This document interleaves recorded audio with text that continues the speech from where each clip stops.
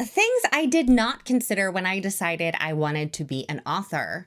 That copyright goes for 70 years after you die. That's right. You write a book, you die. For 70 years, your heirs can make money off of your book.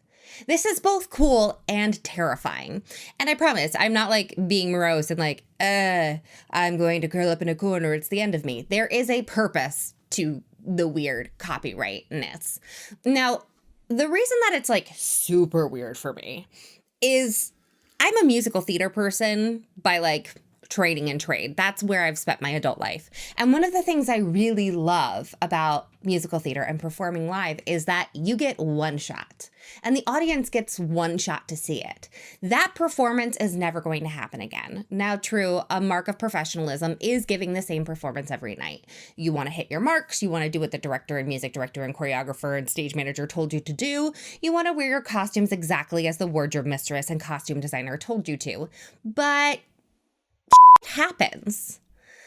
You know, your costume could break on stage. Someone in the audience could do something strange. Something weird could happen with a set piece or a prop. And so there are all these moments that happen every night, even if the audience sees them, even if we as actors don't necessarily realize they're happening. Each performance is unique. It's there and then it's gone. And there is no going back to it. Books are like the opposite. So once you put out a book, and especially once it hits paperback, the apocalypse could happen. We could move to like some weird zombie thing. And someone who's like mashing people on the head with baseball bats to survive could pick up a copy of one of my books and like put it in their apocalypse backpack and be like, look at this. I'm going to read this by the campfire. That's probably going to get me killed later. That could happen. And that's terrifying. That's super terrifying for me because that means like, yeah, it's cool. Like I've created things that could survive in the zombie apocalypse. I could end up in some like weird post-society crumbling library. My books could be there. Now, I don't know why my books in particular would be like treated so well. People enjoy them, but like there's not really survival skills in there. So I don't know how useful they'd be. Well, I guess there's a few survival skills, but not like things that are really going to help you with zombies. But that's the far other end of the spectrum. And this all sort of became very prominent in my head because I've been trying to read Sword and Pen by Rachel Caine. Now, Rachel Caine did pass away recently. She had cancer, is my understanding. I did not know her personally. That is what I have gathered from her official social media page. And I had sort of a weird journey with this series. It is the Great Library series. This is the final book in that series. So when I originally picked up this series, I accidentally started with number 2. And I was like, wow, this author like really counts on you to think as you go, but I like it. Cool. And then I went to buy number 3 and realized I had started with book number 2. So then I thought I went to book number 1, but I might have gone to book number 3. And it all got very confusing. And I loved it all, even though I was not reading anything in order. And I made a post about it on social media. Rachel Caine's assistant reached out to me and was like, LOL, you're still reading them in the wrong order. Send me your address and I'll send you the books you're missing. And she actually sent me this book, this hardback of the final book, and then a paperback of the first book that I was somehow still missing. Like 2.5 years after all this started, I still had not actually, maybe I started with book 3. Maybe that's what I did wrong. I have no idea. I have no idea how I messed it up. In my defense, if you are seeing the video of this and not the podcast, it literally says nowhere on the jacket what number it is. It doesn't say. Like there is none of this. This series is why I'm so clear with like Anna of Ilbrea, book 1, because it caused me so many troubles with it. But you know, a lot of that's the cover artist, but somebody probably should have brought that up in a meeting at some point, but whatever. Not the point of this story. Did learn from it though. So her assistant sent me 2 books, the first and the last. I now, according to the internet, have all of the books in the series. And I was very busy, so unfortunately I didn't get to read them right away. So when I was sent the books, I went on Twitter and I was like, Rachel Kane, thank you so much. I really enjoy your books. And we exchanged a few tweets. That was the extent of it. She passed away before I had time to read the book she so kindly sent me, which makes me feel like a really bad person. I feel very guilty.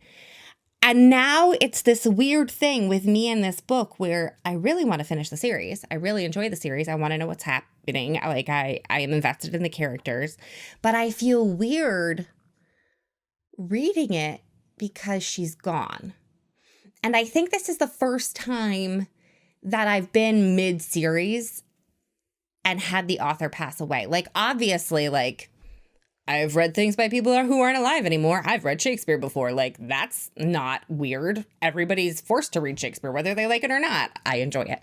But having her die before I got to read the final book she sent me, it's like weird to me for some unknown reason that I probably need to be in therapy for. And the truth is, I'm not the last person who's going to get this book. See, we're looping back around to the 70 years thing now. Full circle. This is going to go on 70 years, her estate. If you're an author, you have an estate even if you don't own property. That's freaky.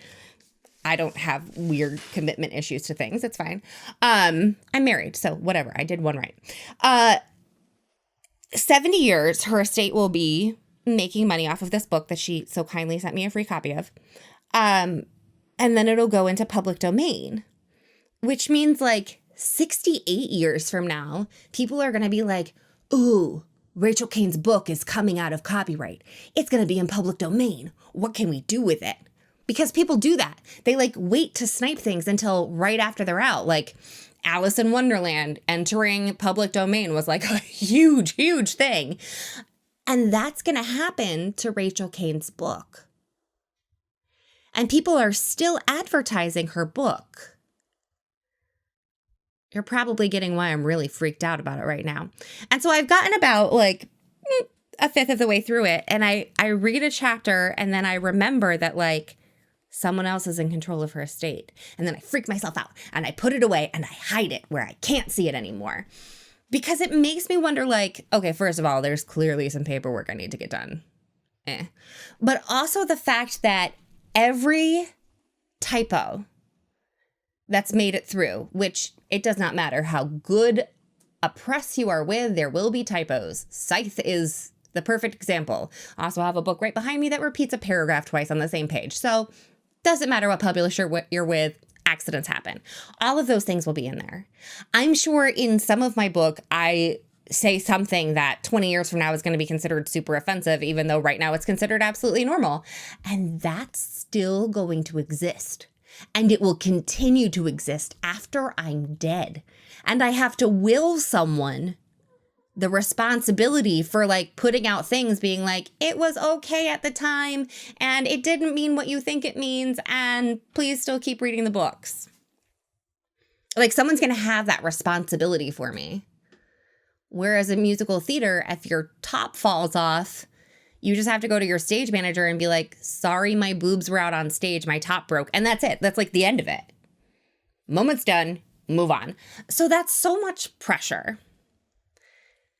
As an artist and as an author and as a human, trying to like influence a generation to be better humans, because you can't like yell at people to do nicer things. Like as a storyteller, it's my job to like write books that make people be better humans, and it will affect humans when I'm no longer a human. That's so much pressure. So yeah, I don't really have like a tidy wrap up of like, and let me know if you for this one, because I don't know. I don't know what to do about this. I don't know what to think about this. Should probably consult a lawyer and like make up a will. I don't know. Maybe I'll like will everything to a raccoon refuge. Not really. I have lovely people in my life who are like gonna get all of it. And if I die old, then it's going to get passed from one generation to another within those people. I could have relatives who are born after I die who will inherit my estate. That's freaky, y'all. That's just freaky. So I guess the roundup, that's not really a roundup because things will be rounding for 70 years after I die. Yeah. The roundup is, it was very kind of Rachel Kane and her assistant to send me these books. And The Great Library is a lovely series. And if you haven't read it and you're interested in dystopian, steampunk-ish, book-related things, it's amazing. You should totally check it out. Because even though Rachel Kane is no longer with us, her estate will be funded through you purchasing hardbacks of her lovely book. And I will get over my weird psychological dilemmas and finish it because it's great. And yeah, I have to like really think of 70 years after I'm gone. What do I want people to think of me when my heirs get that last paycheck? So weird. It's just, I'm going to go now. See you next time.